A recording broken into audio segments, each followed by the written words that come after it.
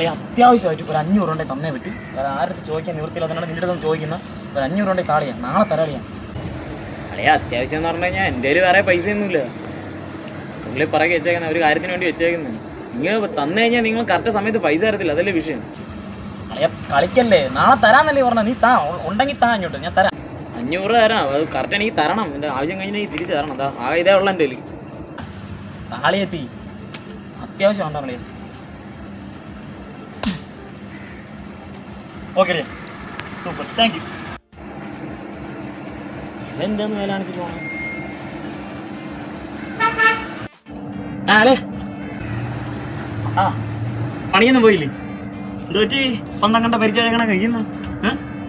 ഇല്ലടാ, രമേശ് ഇപ്പോൾ വന്ന് എൻ്റെ 500 രൂപ അത്യാവശ്യമാണെന്ന് പറഞ്ഞൊന്ന് വാങ്ങിച്ചുകൊണ്ട് പോയി. എനിക്ക് മനസ്സിലാകാത്തതല്ല, ഇത് പൈസ എടുത്ത് കൈ വെച്ചിട്ടേ ഒരു അടി ഇങ്ങനെ അടിച്ചു. എന്തിനാണ് സംഭവം എന്ന് എനിക്ക് പിടിയിട്ട. എടാ അത് നിനക്ക് മനസ്സിലായില്ലേ? എടാ സംഭവം ഈ പൈസ കയ്യിൽ വെച്ചിട്ട് ഇങ്ങനെ അടിക്കാൻ നേരത്തെ കള്ളനോട്ടാണെങ്കിൽ ഗാന്ധിജിയുടെ കണ്ണാടി പൊട്ടത്തില്ലേ, അതുപോലും അതിനോട് പണിക്കും പോകാതെ. എടാ പോടാ കിഴങ്ങ അവിടെ നിന്ന് കാലത്ത് ഓരോ ഇവനൊക്കെ എന്തൊരു.